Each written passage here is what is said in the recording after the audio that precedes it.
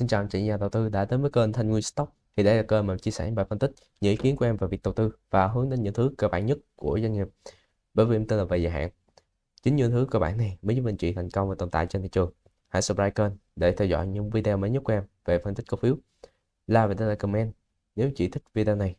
Và đừng quên bên góc trái màn hình đó là thông tin liên hệ của em. Anh chị có thể quét cái mã QR hoặc là tìm số điện thoại Zalo và em sẽ là người trực tiếp hỗ trợ anh chị về việc đầu tư sau này. Hôm nay, cái nội dung hôm nay chúng ta sẽ đi trao đổi đó là về việc phân tích ngành phân bón, những cái cổ phiếu như là DBM, DCM, BFC hay là LAS. Ở đây thì em không đưa DDV vào. DDV là một cái cổ phiếu mà trên sàn Upcom cho nên em không đưa vào đây. Và những cái dữ liệu này em sẽ cập nhật những cái thông tin đến với anh chị là những cái dữ liệu mà mới nhất vào quý 2 năm 2024 khi mà các doanh nghiệp này ra báo cáo tài chính. Thì cái góc nhìn em đầu tư vào những doanh nghiệp này sẽ như thế nào? Thì cái nội dung chính của video hôm nay thì chủ yếu là về ngành phân bón mà. Cho nên là chúng ta sẽ tập trung vào ba cái chính. Thứ nhất là ý tưởng. Thứ hai là khi mà đầu tư vào những ngành này thì cái key chính mà mình đầu tư, mình tập trung vào đó là gì? Và cái cuối cùng đó là chúng ta sẽ chọn doanh nghiệp nào để chúng ta đầu tư. Đó là cái nội dung chính hôm nay. Và ngoài cái phần mà liên quan đến ngành phân bón thì em cũng có trao đổi với anh chị những cái câu hỏi mà những anh chị đã hỏi cho em thì em sẽ trả lời ở cuối video. Thì ngoài ra nếu mà anh chị nào mà muốn mở tài khoản chứng khoán và có em hỗ trợ luôn, em trực tiếp hỗ trợ luôn thì anh chị có thể liên hệ em. Hoặc là em sẽ có cái dịch vụ mà tư vấn thiết kế danh mục đầu tư. Với cái dịch vụ này thì em sẽ thiết kế danh mục cho anh chị phù hợp với anh chị, cái thời gian đầu tư của anh chị, phù hợp với cái mức độ chịu rủi ro, phù hợp với kỳ vọng đầu tư. Thì cái danh mục thiết kế thì cũng đơn giản thôi, 3 đến 5 cổ phiếu, thường là sẽ 3, dựa trên cái NAV của anh chị, và anh chị chỉ cần việc mua và nắm giữ. Kết quả kinh doanh em sẽ cập nhật cho anh chị. Đôi khi cái lợi nhuận nó không đến từ cái việc mà chúng ta mua bán, cái lợi nhuận nó chỉ đến từ cái việc mà chúng ta nắm giữ cổ phiếu hoặc là chúng ta cầm tiền trong cái khoảng thời gian ngắn thôi. Đó là cái cách đầu tư của em. Và khi mà chúng ta đã cầm được một cái cổ phiếu mà giá rất tốt á, khi mà có những cái rủi ro xuất hiện, chúng ta có rất nhiều thời gian, thậm chí là 1 quý đến 2 quý chúng ta xử lý và chúng ta vẫn còn đem về những cái khoản lãi, thay vì chúng ta lỡ mà mua bán liên tục và bán đúng đỉnh, mua đúng đỉnh chứ, thì chúng ta lại có thể là trúng những cái cổ phiếu mà có tính chu kỳ cao, mà hết chu kỳ chúng ta có thể trở lại con số 0 luôn, về mo luôn sau một cái chu kỳ. Đó là cái cách đầu tư của em. Thì đối với một cái doanh nghiệp mà như phân bón đi, thì cái cốt lõi để chúng ta đầu tư thì kết quả kinh doanh phải tăng trưởng. Mà ở đây thì em nhắm tới phần doanh thu là cái mà chúng ta có thể phân tích được, cái chúng ta có thể đánh giá được. Doanh thu thì nó sẽ bao gồm cái phần lượng và giá. Một là lượng tăng, hai là giá tăng, thì nó đều thúc đẩy cái doanh thu nó tăng lên. Ví dụ như giá sản phẩm đầu ra của các doanh nghiệp phân bón nó có tăng đi thì doanh thu nó cũng tăng. Hoặc là lượng những cái nhu cầu phân bón ở Việt Nam hay nước ngoài nó có tăng đi thì nó cũng làm cho phần doanh thu tăng. Một trong hai biến nó tăng thì doanh thu đều tăng, hoặc là cả hai biến tăng thì nó đều ok. Nhưng mà giai đoạn này anh chị thấy nè, về cái biến giá nè, giá ure trong giai đoạn hiện tại là nó vẫn ở mức thấp. Chúng ta phải đồng ý với nhau như vậy, nhưng mà anh chị rõ ràng thấy đây là cái vùng cân bằng của giá ure rồi, nghĩa là giá ure chỉ có thể đi ngang hoặc là bật tăng trở lại, chứ cái phần mà giảm giá ure mà giảm tiếp thì em nghĩ là khó. Đó là cái về cái phần giá, nghĩa là xét trong cơ cấu doanh thu thì cái phần giá, cái biến giá này chúng ta bỏ đi, thì bây giờ chỉ cần cái lượng mà nó đã có bắt đầu có cái tín hiệu hồi phục lại thì chúng ta có thể đầu tư nhờ vào cái lượng của các doanh nghiệp này nó tăng lên làm doanh thu tăng. Thì trong cái phần lượng này thì bao gồm là cung cầu. Thì ở đây em sẽ nói về phần cầu trước. Sáng nay em cũng có đọc một bài báo liên quan đến cái việc mà Trung Quốc cấm nhập khẩu, cấm xuất khẩu những cái mặt hàng liên quan đến phân bón. Thật ra đã cấm xuất khẩu mà từ cuối năm rồi, nhưng mà cái lượng hàng tồn kho của các doanh nghiệp ở Hàn Quốc nó vẫn còn duy trì đến tháng 2 năm 2024, và bắt đầu giai đoạn gần đây thì các doanh nghiệp Hàn Quốc bắt đầu nhập khẩu rồi dân. Và những cái cầu thì ở đây thì bao gồm hai cái nguồn cầu. Thứ nhất là phân bón sản xuất ra để phục vụ cho những cái nguồn cầu liên quan đến những cái hộ nông dân trong nước, hoặc là nguồn cầu liên quan đến cái việc xuất khẩu. Và chúng ta cũng đồng ý với nhau là đối với cái việc mà phân bón mà để xuất khẩu thường là cái việc mà phân bón xuất khẩu nó sẽ không giống như những cái ngành khác xuất khẩu. Ví dụ như cá tra đi hay dệt may đi thì sẽ tìm được những cái đối tác trước rồi. Nhưng mà đối với riêng ngành phân bón, các doanh nghiệp phân bón xuất khẩu thì chủ yếu sang những cái thị trường liên quan đến khu vực châu Á hay Đông Nam Á, Nếu mà các doanh nghiệp phân bón Việt Nam muốn xuất khẩu sang thị trường như châu Âu hay Mỹ hay những thị trường khác hay là như Ấn Độ đi, thì các doanh nghiệp Việt Nam bắt buộc phải đấu thầu. Tại vì cái lượng cung nó quá thừa thì dẫn đến cái việc đấu thầu thôi. Bên nào có giá tốt hơn thì bên đó sẽ trúng thầu. Đơn giản là vậy. Và đây là cầu từ các doanh nghiệp nước ngoài, từ các nước mà chúng ta đi xuất khẩu. Thì bài báo lúc sáng thì em có thấy được là cái phần mà chúng ta xuất khẩu sang thị trường, những cái thị trường chủ đạo. Thứ nhất là Campuchia thì vẫn duy trì thôi. Nhưng mà thị trường chủ đạo thứ hai đó là thị trường Hàn Quốc. Anh chị thấy là Campuchia 36%, Hàn Quốc là 5% nè. Thì 4 tháng đầu năm nó đã tăng rồi. Cái lượng này là lượng tăng gần gấp đôi. Nếu mà chúng ta xuất khẩu sang Hàn Quốc thì cái nguyên nhân mà chúng ta xuất khẩu sang Hàn Quốc trong 4 tháng đầu năm nó tăng như thế, đó là do cái tồn kho ure Hàn Quốc sau khi mà bị Trung Quốc cấm xuất khẩu. Không rõ nguyên nhân gì nhé, Trung Quốc không nêu rõ nguyên nhân gì, nhưng mà cấm xuất khẩu những cái phần ure từ Trung Quốc sang thị trường Hàn Quốc. Cho nên là Hàn Quốc hàng tồn kho chỉ đủ dùng đến tháng 2 thôi. Và sau giai đoạn này thì Hàn Quốc sẽ nhập khẩu những cái phân bón đến từ Việt Nam hay là Nhật Bản nè, hay các nước khác ngoài Trung Quốc, thì trong đó có Việt Nam. Tuy nhiên thì chúng ta cũng phải hiểu đó là cái việc mà cái năm 2023 chúng ta xuất khẩu chỉ khoảng 1,55 triệu tấn thôi. Nghĩa là cái lượng mà chúng ta xuất khẩu nó chỉ bằng 1/8 cái lượng mà chúng ta à, tiêu thụ trong nước thôi. Là chúng ta phải hiểu tình hình như thế. Nghĩa là cái phần mà nhu cầu nhu cầu sử dụng phân trong nước thì một tí nữa em sẽ phân tích, nhưng mà phần xuất khẩu thì chúng ta đã có những cái tín hiệu nó tốt lên từ thị trường Hàn Quốc. Ví dụ như ở đây lượng tăng gấp đôi, đi 4 tháng đầu năm tăng gấp đôi, thì cái con số phần trăm này nó có thể tăng lên từ 5 lên 8% hoặc 5 lên 10%, đó là bình thường. Ở đây chỉ là 4 tháng đầu năm thôi, thật ra không phải 4 tháng nữa. Bắt đầu là từ tháng 2 khi mà Hàn Quốc mới sử dụng hết hàng tồn kho ure thì họ mới bắt đầu tăng nhập khẩu, trong đó có Việt Nam. Thì mới có 2 tháng thôi mà đã tăng như thế rồi, thì em nghĩ đây tới xu hướng sắp tới thì nó sẽ còn tăng nữa. Tuy nhiên đối với cái deal đầu tư vào ngành phân bón như thế này là chúng ta phải đầu tư ngắn hạn, không thể nào mà đầu tư duy trì trong dài hạn được. Tại vì khoảng một quý, ít nhất là khoảng cuối quý 2 này, thì chúng ta phải theo dõi và đánh giá. Ví dụ như Trung Quốc đang cấm xuất khẩu ure Trung Quốc sang Hàn Quốc đi, mà đùng một cái Trung Quốc lại mở ra cái xuất khẩu, thì rõ ràng là có phải là những cái sản phẩm mà Việt Nam đi xuất khẩu sang thị trường nước ngoài thì hết quý này lại khó không? Tại vì những cái đơn hàng thì họ đã đặt, thì nếu mà có những cái đơn hàng thì các doanh nghiệp Hàn Quốc đặt đối với các doanh nghiệp phân bón Việt Nam thì doanh nghiệp Việt Nam phải giao trước, nhưng mà hết cái đơn hàng đó thì họ lại quay lại sử dụng hàng của Trung Quốc hay sao? Tại vì hàng Trung Quốc nhiều khi giá họ rẻ hơn, rẻ là rẻ là nhờ vào cái quy mô của họ lớn. Đó, cho nên chúng ta phải theo dõi khi nào Trung Quốc xuất khẩu lại ure, ít nhất là đối với Hàn Quốc. Tình hình là nhu cầu của nước ngoài là như vậy. Còn tình hình nhu cầu ở trong nước thì sao? Thì chúng ta sẽ theo dõi và đánh giá hai doanh nghiệp mà đầu ngành phân bón ở Việt Nam luôn. Thứ nhất là DPM, thứ hai là DCM.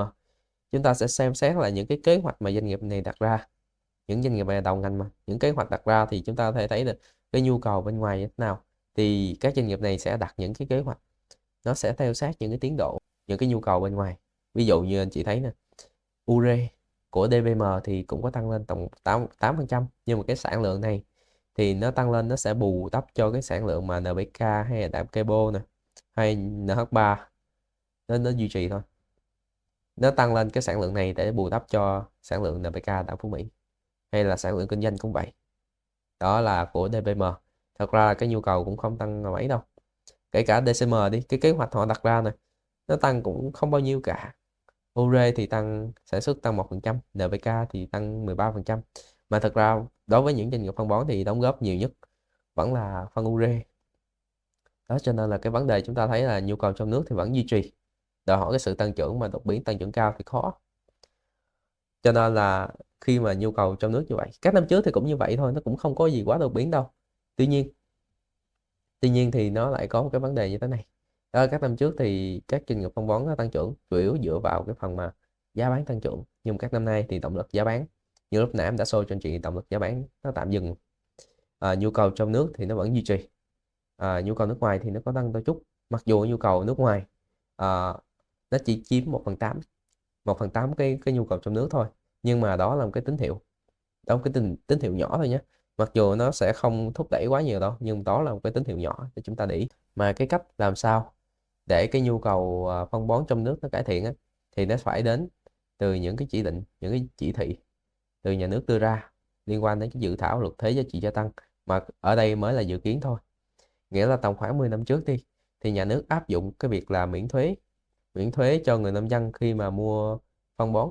Ví dụ như một bao phân bón khoảng là 1 triệu đi, thì người nông dân không phải chịu một cái đồng thuế nào cả.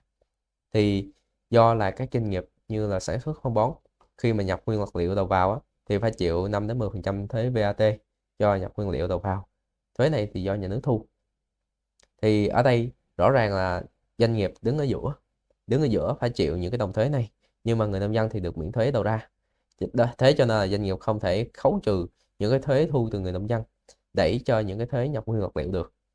Nó dẫn đến cho cái việc là cái phần mà thuế này thì doanh nghiệp sẽ đẩy vào cái chi phí, làm tăng giá bán, từ đó làm giảm cạnh tranh với những cái phân bón mà nhập khẩu từ nước ngoài. Đó, thì gần đây thì nhà nước mới ra những cái chỉ thị liên quan đến cái việc là dự thảo là tăng cái thuế. Trước đây là miễn thuế cho người nông dân, thì bây giờ tăng thuế cho người nông dân thêm 5%. Dự thảo thôi nhé. Thì cái chi phí này thì các doanh nghiệp mà sản xuất phân bón sẽ có thể cấn trừ vào người nông dân để khấu trừ vào cái phần mà thuế nhập nguyên vật liệu mà người nông dân đã nhập vào. Nói thì người nông dân có vẻ là sẽ chịu thiệt hơn. Tuy nhiên cái vấn đề ở đây, cái cuộc chơi nó sẽ rơi vào cái tay của những doanh nghiệp sản xuất phân bón, nghĩa là tăng cái tính cạnh tranh của các doanh nghiệp phân bón. Tại vì ở đây là khi mà người nông dân mà chịu thuế 5% thì các doanh nghiệp cũng phải là điều chỉnh những cái chi phí như thế nào để cạnh tranh hơn với các doanh nghiệp phân bón nước ngoài. Đó là cái vấn đề của các doanh nghiệp làm về phân bón. Nếu các doanh nghiệp phân bón mà không chủ động mà hạ giá bán của mình xuống, thì rõ ràng là người nông dân vẫn không thể nào cạnh tranh với những phân bón của nước ngoài được. Đó là cái vấn đề của các doanh nghiệp phân bón. Thì cái việc mà tăng thuế giá trị gia tăng 5%, thứ nhất là để tiết giảm những cái chi phí cho doanh nghiệp hơn, và thứ hai đó là tăng cái khả năng, tăng cái tính cạnh tranh của các doanh nghiệp sản xuất phân bón Việt Nam so với nước ngoài. Mà ở đây nói thật ra là người nông dân mà thuế giá trị gia tăng áp vào người nông dân 5% á, thật ra người nông dân em nghĩ là không có cái vấn đề gì lắm đâu. Tại vì sao? Tại vì trước đây thì miễn thuế, thì cái giá của các doanh nghiệp mà làm về phân bón thì cái chi phí thuế đó đã đẩy vào cái chi phí của cái bao phân rồi, cho nên là giá của bao phân nó sẽ tăng lên. Nhưng bây giờ mà nông dân chia sẻ thuế cho 5% đối với các doanh nghiệp phân bón, thì các doanh nghiệp phân bón sẽ chủ động giảm những cái chi phí liên quan đến phân bón cho người nông dân, thì từ đó là cả hai bên đều có lợi, và phân bón của Việt Nam sẽ cạnh tranh hơn so với các doanh nghiệp phân bón nước ngoài. Đồng thời thì cái nhu cầu ở đây, anh chị thấy cái nhu cầu trong nước ở đây nó mới bắt đầu tăng lên. Nhưng mà anh chị phải lưu ý, đây chỉ mới là cái dự kiến thôi nha, chứ chưa được thông qua và đưa vào chính thức. Đây mới là dự kiến, và từ cái giai đoạn mà dự kiến để đưa vào chính thức và để các doanh nghiệp phân bón cải thiện được kết quả kinh doanh của mình thì nó còn khá là xa, khá là xa. Và kể cả như vậy, nếu mà thật sự mà đưa cái dự thảo này vào chính thức á, thì có thể thúc đẩy các doanh nghiệp phân bón tiếp tục mở rộng những cái nhà máy của mình. Đó là cái vấn đề về phân bón ở Việt Nam, về nhu cầu trong nước, và đề xuất gần đây thì tăng 5% về cái thuế giá trị gia tăng. Đó, và anh chị thấy nè, cái nguồn cầu, xét về cầu của các doanh nghiệp mà cái nhu cầu trong nước á, thì nó vẫn duy trì thôi, nhưng mà nhu cầu nước ngoài có phần cải thiện. Mặc dù nhu cầu nước ngoài chỉ chiếm 1/8 nhu cầu trong nước, nhưng mà trước mắt những cái tín hiệu đầu tiên thì nhu cầu đã có rồi. Để một cái giao dịch thành công thì lúc nào cung cũng phải gặp cầu, nghĩa là bây giờ cầu thì đã có rồi, có những cái tín hiệu hồi phục rồi. Còn cung thì sao? Thì cung chúng ta sẽ đi phân tích là về cái lượng cung nè. Thì một là doanh nghiệp là mở rộng và tăng công suất lên để đảm bảo cái lượng cung. Nhưng mà giai đoạn em nói lúc nãy là khi mà đưa cái thuế như vậy, những cái doanh nghiệp mà phân bón ở Việt Nam mất cái khả năng cạnh tranh với các doanh nghiệp phân bón nước ngoài, thì từ đó đến nay thì cũng không có mở rộng gì nhiều. Cho nên là hầu như là cái URE hay NPK gần như đã chạm ngưỡng rồi. Cho nên là những cái doanh nghiệp DPM, DCM hay là những doanh nghiệp phân bón khác thì mở rộng nhà máy rất là khó. Nó mới dẫn đến các câu chuyện là những doanh nghiệp phân bón đi chia tiền cho nhà đầu tư ấy. Là xét về nội tại doanh nghiệp thì doanh nghiệp không mở rộng rồi. Nhưng mà xét về doanh nghiệp có thể tăng được hàng tồn kho để chế biến, để phục vụ cho nhu cầu bên ngoài, thì chúng ta phải xem xét từng doanh nghiệp anh chị nhé. Nghĩa là các doanh nghiệp này có tăng nguyên liệu hoặc là tăng những cái hàng mua đang đi đường, tăng nhập khẩu về tăng nhập những cái nguyên liệu để sản xuất ra phân bón đáp ứng cho thị trường nước ngoài và cũng như là đảm bảo cái nhu cầu trong nước. Thì ở đây là một số doanh nghiệp thì em xem xét là trong thuyết minh báo cáo tài chính á, cái phần mà hàng mua đang đi đường cũng như là nguyên liệu vật liệu nó có tăng lên là tốt.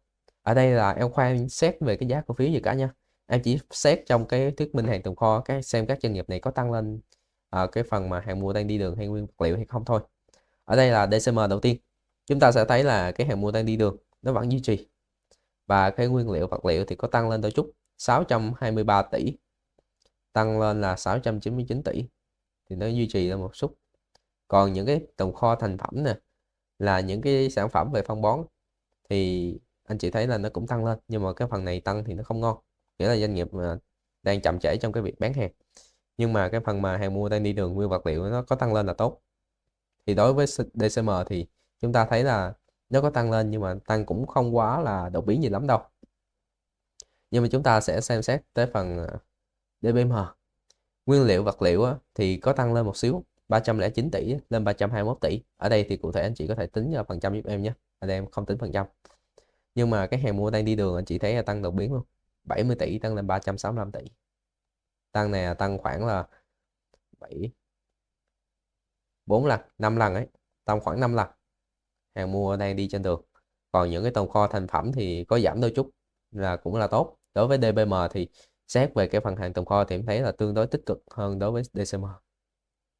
Còn BFC thì sao? Anh chị thấy đây, hàng mua đang đi trên đường thì không có. Nhưng mà những cái vấn đề liên quan đến nguyên vật liệu đó, là những cái nguyên vật liệu chủ yếu sản xuất các ure nè, DAB nè, hay kali nè, nó có tăng lên rồi. Tăng lên tầm khoảng là 6-70%. Cũng như là những cái hàng hóa thành phẩm nè, phần này tăng lên là chứng tỏ doanh nghiệp đang hơi chậm trễ trong cái việc bán hàng. Nhưng mà anh chị phải hiểu ở đây là cái con số kết quý thôi. Còn trong quý như thế nào thì cụ thể hơn anh chị có thể xem trong phần lưu chuyển tiền tệ của doanh nghiệp. Ở đây thì em cũng không có show ra cụ thể cho anh chị. Nhưng mà anh chị thấy là cái hàng tồn kho thành phẩm của BFC có tăng lên. Nhưng mà đặc biệt là nguyên vật liệu nó cũng có tăng lên 60-70%. Nhưng mà đối với ba doanh nghiệp này thì em thấy là DBM có phần tích cực hơn một xíu. Đây, hàng mua đang đi trên đường có tăng mạnh lên đây. Nguyên vật liệu cũng có tăng. Và hàng tồn kho thành phẩm thì nó cũng có giảm đôi chút. Đó. Và tiếp theo đây có một cái vấn đề khá là thú vị với Lux. Nghĩa là cái cổ phiếu này thì nguyên vật liệu anh chị thấy là giai đoạn đầu năm nè là 421 tỷ, bây giờ nó có giảm xuống rồi. Nguyên vật liệu nó có giảm. Và hàng tồn kho thành phẩm nó cũng giảm, nghĩa là doanh nghiệp này đang bán được hàng. Nếu mà anh chị kỹ hơn thì anh chị có thể xem trong lưu chuyển tiền tệ. Thì em có xem sơ qua trong lưu chuyển tiền tệ của Lux, thì trong những cái doanh nghiệp mà phân bón thì Lux là doanh nghiệp mà có cái mức độ mà giảm hàng tồn kho nhiều nhất, nghĩa là doanh nghiệp bán được hàng tốt nhất. Lux là doanh nghiệp bán được hàng tốt nhất trong những cái doanh nghiệp mà làm về phân bón. Thì anh chị thấy ở đây hàng tồn kho của doanh nghiệp, anh chị xét gần đây là quý 3 năm 2023 đi, thì nó có 500 tỷ. Quý 4 năm 2023 nghĩa là tăng gấp đôi luôn. Ở đây thì em chưa xem xét về cái hàng tồn kho trong giai đoạn quý 3 và quý 4 năm 2023 nha. Cái bảng này là bảng quý 1 năm 2024. Em chỉ xem xét là hai cái quý trước đây thôi. Thì hàng tồn kho doanh nghiệp có tăng lên gần gấp đôi. Thì khi mà doanh nghiệp tăng nhập hàng tồn kho như thế thì cái điểm rơi nó sẽ rơi vào quý 1 năm 2024, khi mà kết quả kinh doanh của doanh nghiệp này anh chị thấy nè, 573 tỷ của quý 4 năm 2023 và nó tăng lên là 1.491 tỷ vào quý 1 năm 2024.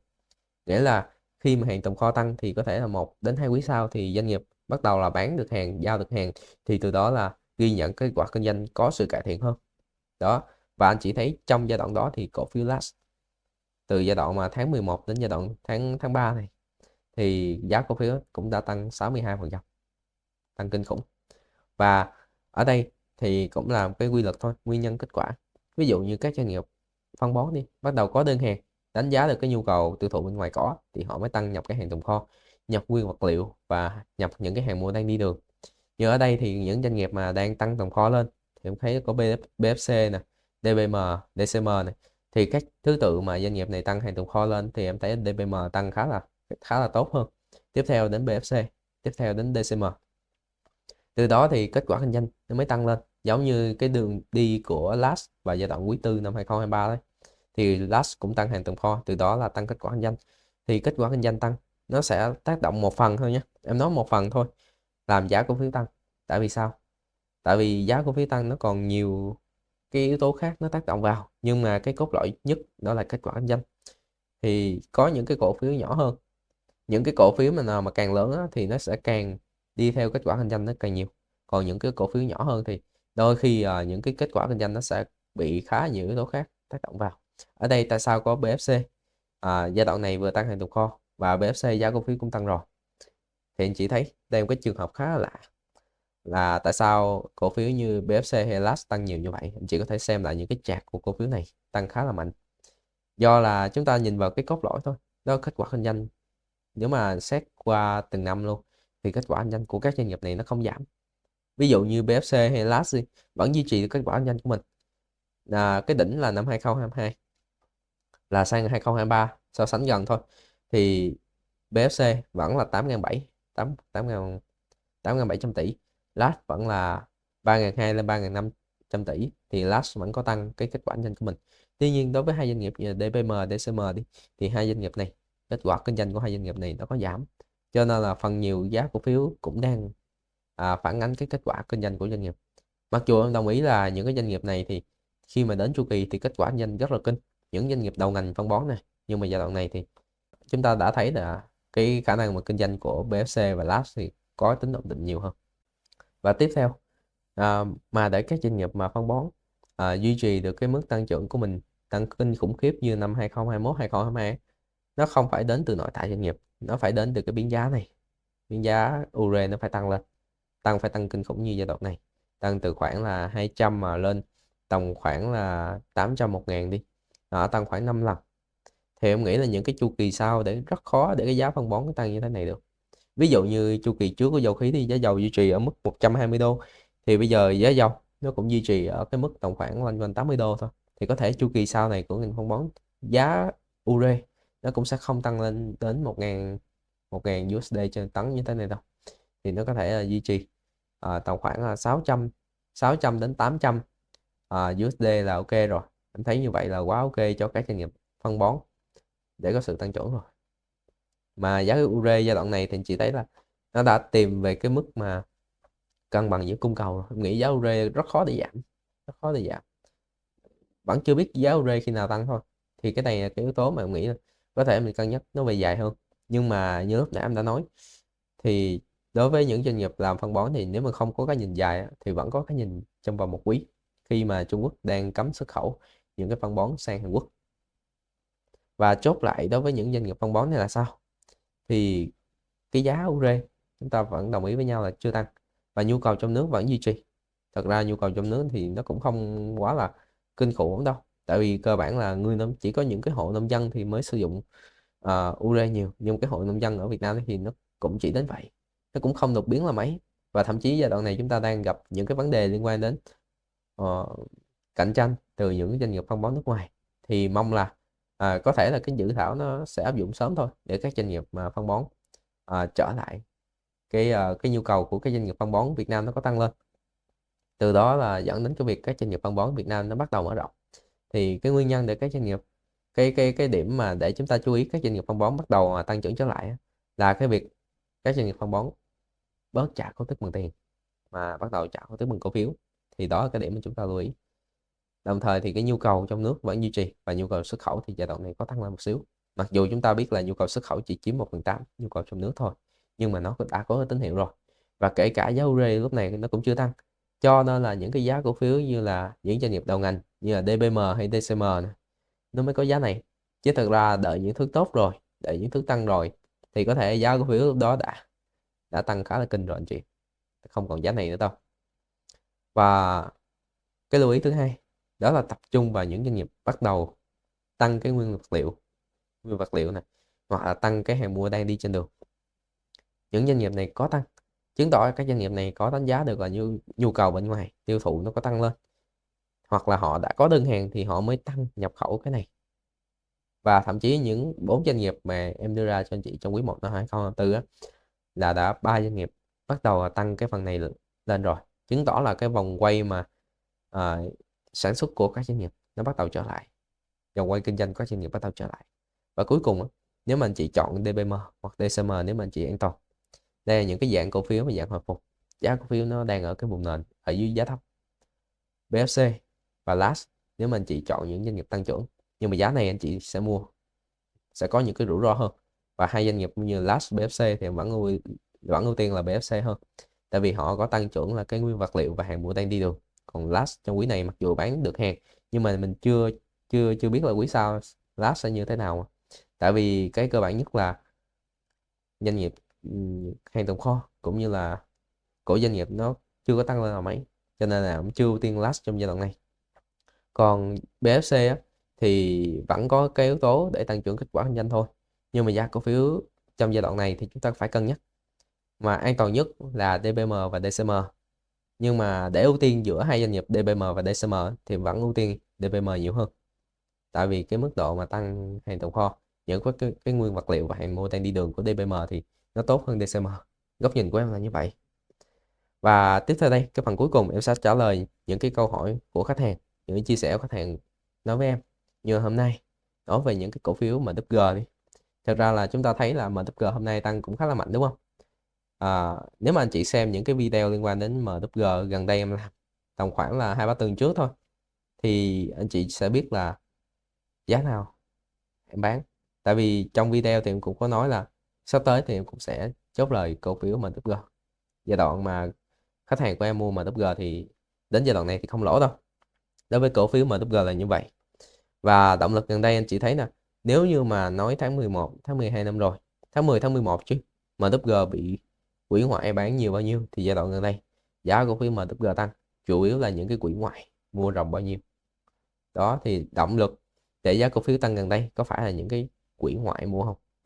Mà cụ thể ở đây là quỹ Roland Capital, là cái quỹ ngoại, và họ mua. Nếu mà với cái đà này mà một ngày họ mua khoảng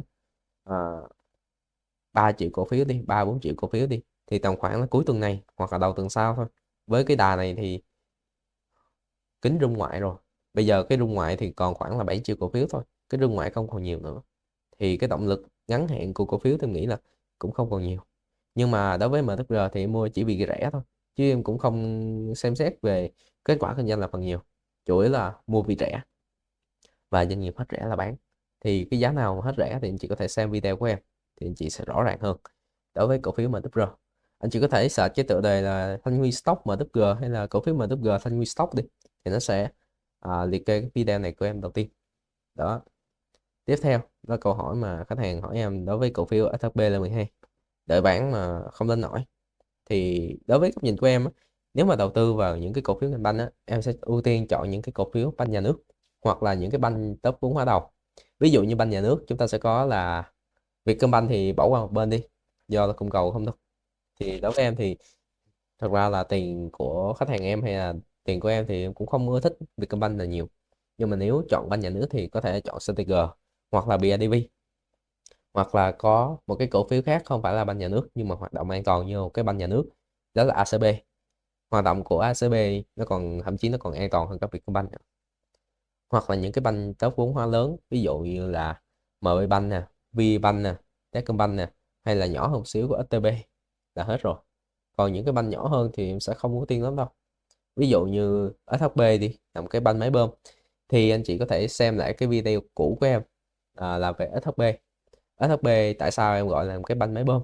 Đối với những cái banh mà thấp ở dưới á, thì có thể là những cái thu nhập liên quan đến thu nhập lãi thuần không phải là cái mà đem về cái giá trị chính cho họ, mà họ còn nhiều nghiệp vụ khác liên quan đến những cái công ty khác, liên quan đến chủ doanh nghiệp SHB, Bảo Hiểm này. Thì những cái cổ phiếu như thế này thì em sẽ không không thích là mấy đâu.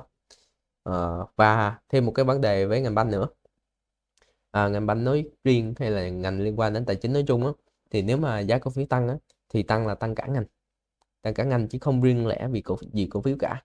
Ví dụ như cổ phiếu bất động sản thì có thể là tùy cổ phiếu khác nhau thì chúng ta sẽ phân tích theo cách khác nhau, nhưng banh thường là sẽ cả ngành. Cho nên là khi mà banh đã tăng trong giai đoạn mà quý tư năm 2023 và thậm chí sang quý 1 năm 2024 đã tăng cả quý như thế rồi, thì ít nhiều, mặc dù em vẫn đồng ý là banh năm nay làm ăn vẫn ngon.